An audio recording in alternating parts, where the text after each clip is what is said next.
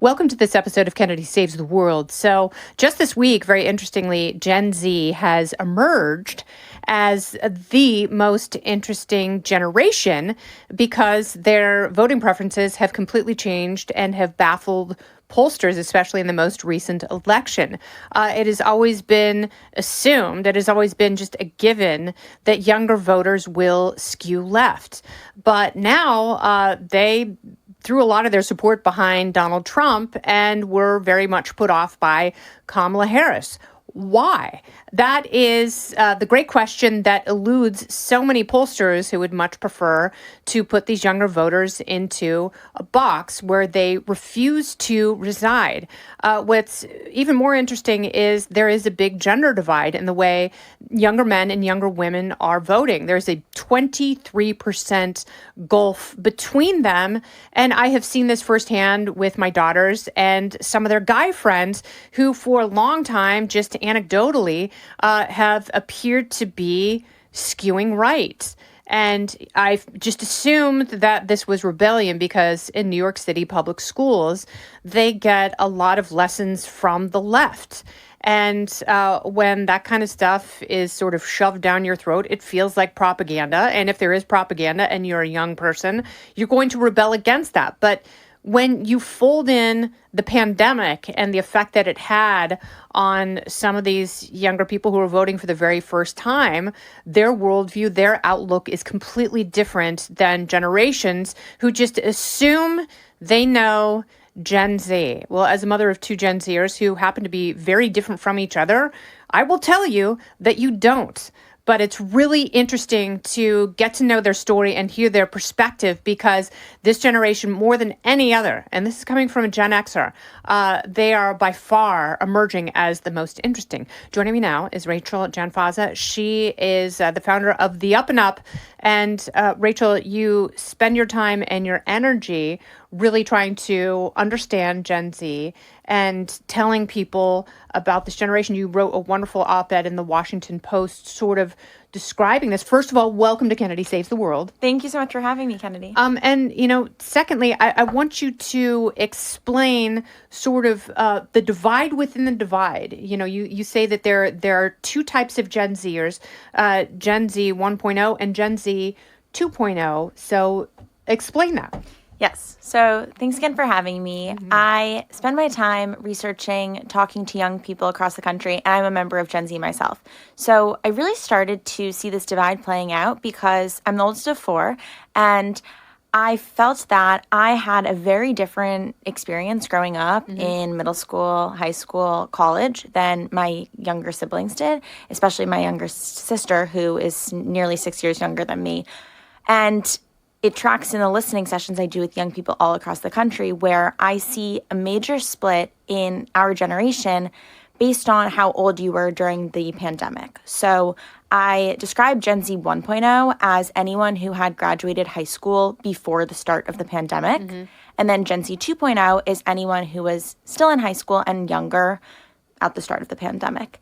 And there are obviously different life experiences that came depending on how old you were and what point of life you were in during the lockdowns. But it lingered past the pandemic, and we're still seeing these divides shake out today. I think it's part of why there has been this split in how young people have moved more to the right in the last election than in 2020 by large margins.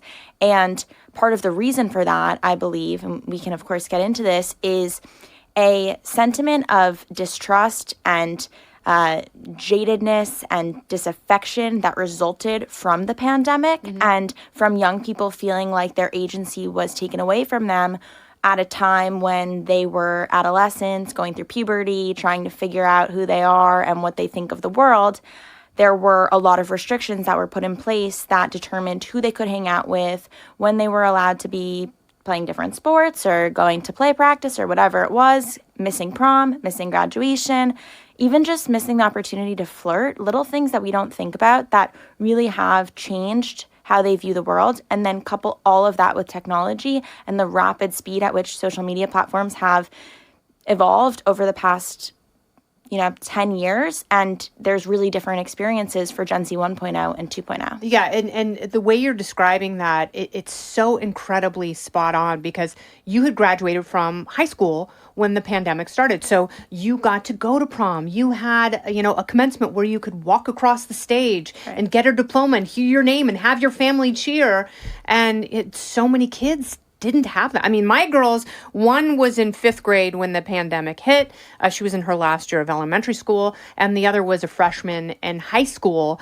And the freshman in high school had it so bad. Like, I still to this day feel so bad for her. It felt like it was not right as a parent, but we didn't know how deeply it would affect them and for how long. But that makes perfect sense. And you also talk about the rise of TikTok. And, both my daughters, they have a totally different view of politics than I thought they would. And it's not because of their school. So I assume that they would have this ultra leftist, ultra progressive worldview projected onto them. But they have TikTok, which they had so much more interaction with during the pandemic than their actual teachers. And as you point out in your Washington Post op-ed, they were then exposed to, right of center content creators and people who realize like, oh, well, this is what the AOCs of the world are doing. I disagree with her. I'm going to give them, my hot take in a short clip. And that also had a profound impact. Yes, and it's not just political. I mean, TikTok has changed how young people consume information, but also converse with one another. Because of the time frame of a TikTok clip, I think the attention span has changed a lot as well, which is something to think about. But the way in which TikTok really became the public square over the course of the pandemic, when I was in high school, even for most of my college experience, TikTok didn't exist. Yes. And so, we had Instagram, of course, we had Snapchat, we had Facebook, we had all these other platforms, but we didn't have TikTok, which how is TikTok different? Yeah, that's what I was about to say. So TikTok has totally revolutionized how people consume media because it is short form video that is very pithy, very punchy. And Instagram started with all of these filters, and it was kind of like a made for Instagram aesthetic where you were trying to portray a certain version of life. Yes. And on TikTok, that's not the type of content that really goes so viral. The type of content that does well on TikTok is much more unfiltered, organic, hot takes. Yeah. Rather than, here I am on this amazing vacation and my life I'm is on a perfect. private jet. And I have no cellulite. Yeah, that's very Instagram. And that was harmful in and of itself. Oh, totally. Because, people were over-glossing, over-filtering themselves, and it became so aspirational, it was impossible, and it was giving people, like, body dysmorphic disorder, because they're like, my life is not like that. I don't look like that. And I think the conversation on TikTok, it's more community-driven. Yeah. And it's more in the moment. So, I mean, obviously you can say, here's a day in my life, and you show different parts of your day, but, like, you get to see all the different parts rather than just one specific moment. I think that also the algorithm has a huge role in this. And I've heard in my listening sessions with young people, they will themselves tell me that they see the gender gap, as you mentioned, playing out in their algorithms, where they'll look at their algorithm compared to their friends. And let's say a young woman's looking at it and their friend's a young man. They'll have two totally different sets of information and entertainment that's coming onto their feeds. And not only do I think that's played a bit into the Gen Z 1.0, 2.0 divide, but I think it also is fundamental to the gender gap that we're seeing. I mean, it has to be something because and I was trying to think what that is. Like, what is it that, women are like, I'm with her, I'm still supporting, abortion rights and gender affirming care and the Democrat Party, and guys are like, screw that. Yeah, I mean, I don't want to overstate that. But they have to be getting... There's so much confirmation bias. And I say that as someone who works at Fox News. Like, I will be very honest about it. And I engage in it myself. Like, I don't like watching MSNBC. Like, it does nothing for me. But there has to be tailor-made content that is very different, that people are attracted to, that is exacerbating this chasm. Yes, and once you watch one clip, it then feeds you more, and it's kind of a virtuous cycle. But I think just writ large within Gen Z on the whole, Gen Z is not monolithic. Obviously, I've described there's Gen Z 1.0, 2.0, and you said even with your own daughters, but there Gen Z still voted for Kamala Harris in the 2024 election. It's not that this generation is all of a sudden all incredibly right-leaning. However, there has been that shift, and it is mostly driven by young men, although there's interesting breakdowns by race and gender too. And it really was young women of color who were supporting Harris, it was more split between young white women in terms of support for Harris or versus President Trump. But, looking at when I sit down in a room of young people, just to zoom out for a second, I always ask, if you had to align with one party over the other, what would you say? Mm-hmm. And the reality is that the vast majority of young people actually don't align with either party, and they see themselves. Why would you?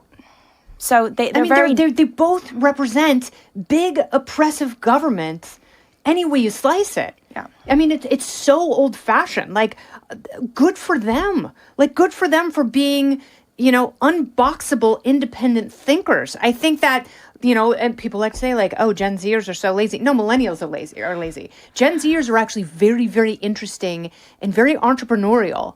Extremely entrepreneurial. I think because of the rise of hustle culture and that you can become a creator on a whim.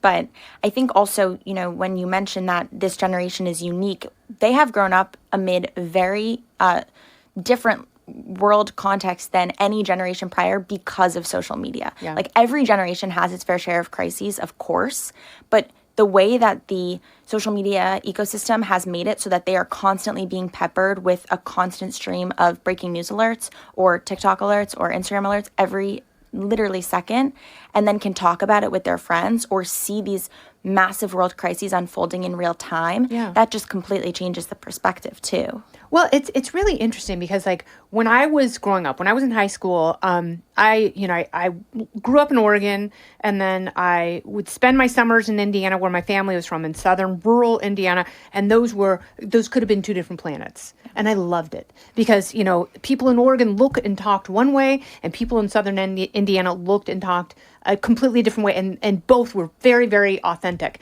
And then I went on a theater tour to New York City, and I was just blown away by how big and immediate. It was so cool. But now, like, I fly all over the place. My girls have traveled to different countries, and they go to different cities, and they all look the same. Like, you go and, there is so much more universality, I think, because of that. And people are influenced. Like, it's funny. I will go through an airport in Austin, Texas, or Kansas City, and, it's like the girls are in baggy, big gray sweatshirts and white tennis shoes, just like my daughters. Totally. And this is part of the divide I see, too, with how TikTok has changed things, is that there's a certain culture that's associated on these platforms that then becomes, basically copied no matter what city or area you're from. And some of the trends or songs that are popular or even language that's used is because of the TikTok algorithm. Yeah. But to your point about the airports, so when I do these listening sessions and I go to different communities all across the country, I've been to from Saginaw Valley, Michigan, to Mesa, Arizona, and Dover, Delaware, and Denver, Colorado, and in each, there are similarities that come through. And obviously there are differences depending on where you live and the issues that are specific to your community. But across the board, there is this overall disaffection with the status quo, a belief that the institutions that shape our country have failed this youngest generation. And that really was the central theme of this op-ed that I wrote as well. But that's heartbreaking to me. It's like, not only as a mom, I mean, obviously, like, and your parents feel the same way, like, Geraldo Rivera told me this. I was like, how are you? And he said, you're only as happy as your unhappiest child. And it is so true. And, at the time, my daughters were still pretty young, but I know exactly what he means. And every parent feels the same way. Like, I just want my kids to be happy and independent and fulfilled. And it's worrisome that the pandemic somehow, like, put them in this cauldron and this crucible, and we don't know how they're going to emerge on the other side. I happen to be very hopeful because I know human beings are resilient. I know how much I love my kids, and I have all the faith in the world that a vast majority of parents out there feel the same way, and they will fight like hell to make sure that their kids have a good life, hopefully better than their parents. Don't go anywhere. More Kennedy Saves the World right after this. But the question still remains, what does this mean for the long term? And like, how does this affect long-term trends? Not just politics, although I think that's very interesting, Right. but also, how do you think this generation is going to have kids and buy homes? And what does the future look like? So, and I don't mean to sound all doom and gloom, even though, yes, some of this is very depressing. And there are people who I've spoken with who say they're just trying to survive rather than thrive. That's a common theme I hear. I always ask about visions of the American dream and what that looks like. And I get a range of answers. Across the board, regardless of party affiliation, young people, they don't think it's the same version of the American dream that their parents had. And there's actually just some new data analysis that came out yesterday with regard to housing rates from Redfin that showed what I've been hearing, which is that housing rates have stagnated, but that Gen Z and millennials are buying homes at lower rates than their parents did when they were their age. So there is a reason to, and for many, housing, but the possibility of one day buying a home still does, it still is like the version of the American dream that they hope for. But even within Gen Z 1.0 and 2.0, I see different realities. I see Gen Z 1.0 still, maybe optimistic that they'll get there eventually. But for Gen Z 2.0, it seems a lot more daunting that they would ever be able to do that and that they might just be renters forever.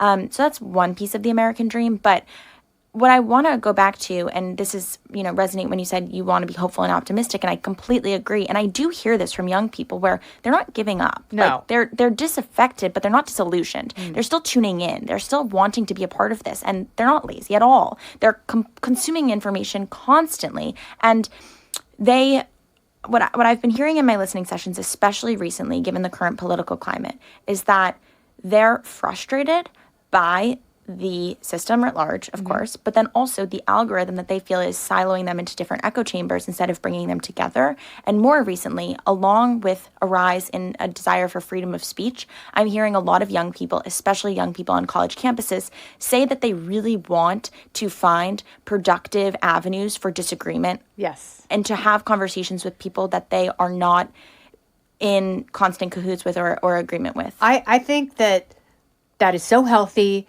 And that is a very natural reaction to, a system that failed them and a system that also failed them by dividing them. Yep. And I look and these blowhard politicians on both sides, the only way they make purchase is to be negative and to demonize the other side. Totally. And, it's like my older daughter is at a state school in the Midwest and they don't talk about politics like that. It's not like, ew, you are wearing a MAGA hat. You're gross. You're dead to me. And they're much more interested. It's like she goes to school with kids who grew up working on a farm. Yeah. And kids whose parents were school teachers and bankers, and she grew up in New York City. And it's very different. And they're all curious about each other's background. And I think, what you're talking about is this natural curiosity, which really could save the world, because that is a thing that has been sacrificed on this altar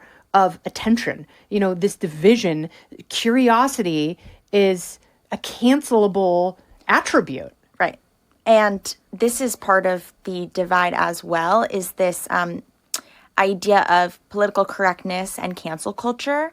And for Gen Z 1.0, when I was in college, it was very much in the zeitgeist to be a part of these movements, these liberal social movements, whether it was the women's marches right after President Trump was elected for the first time, or the March for Our Lives after the tragic Parkland school shooting, or climate strikes, or eventually the Black Lives Matter movement. All of that was very trendy to be a part of when I was in college. Where then, over the pandemic, there became, and I think social media plays a role in this because it paints issues as very black and white with little room for nuance in between. It became that you either had to be for or against certain issues, and any room for curiosity or heterodox opinions was, as you said, cancelable. And it caused young people to really feel like they were walking on eggshells, and this still lingers on. And most recently, I've been hearing this in my listening sessions, that young people don't want to feel like they're walking on eggshells anymore. And this is part of why there was a movement towards Trump in the 2024 election amongst young people, was because they appreciated the fact that he says whatever he wants, can get away with it, hasn't been canceled. And that is appealing to a generation that's been taught that you really have to watch what you say. And certainly, no one wants to create a problem with a classmate or get in a big riff, but they do want to be able to productively disagree and not offend someone by doing so. I've heard a lot that, it should be considered okay, and actually it should be considered respected to say, hey, I totally hear where you're coming from and appreciate your point of view, but I actually have a different take on it. Here's why, and not for that to create some massive blowback.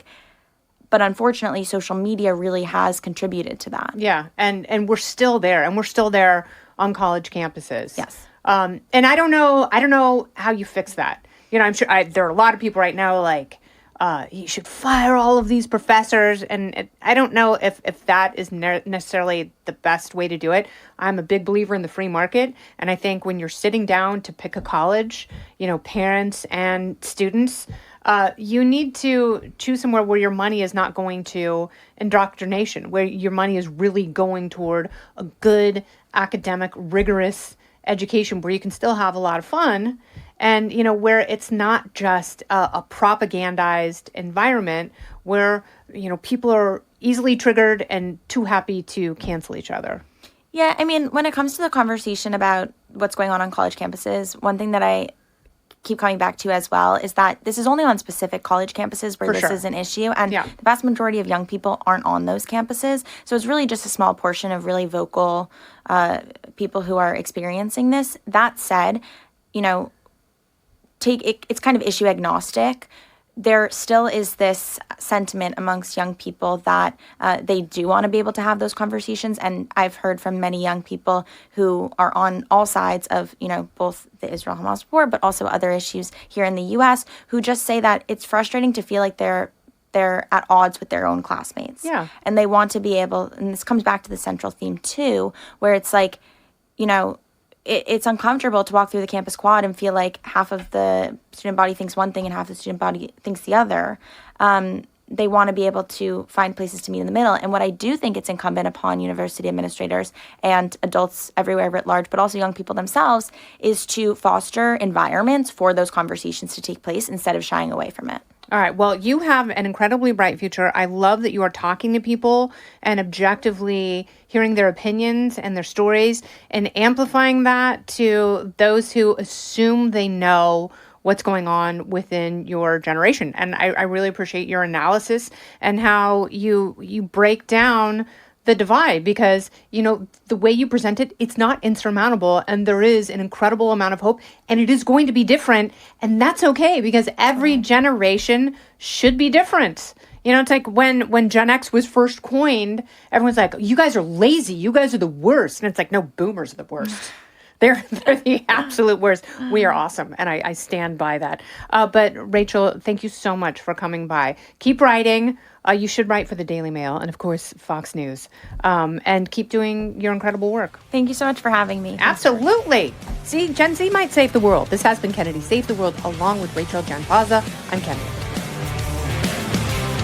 Listen ad-free with a Fox News Podcast Plus subscription on Apple Podcasts, and Amazon Prime members can listen to this show ad-free on the Amazon Music app. Oh, go ahead and leave me a review while you're there. I'd love to hear what you have to say. You've been listening to Kennedy Saves the World on the Fox News Podcast Network.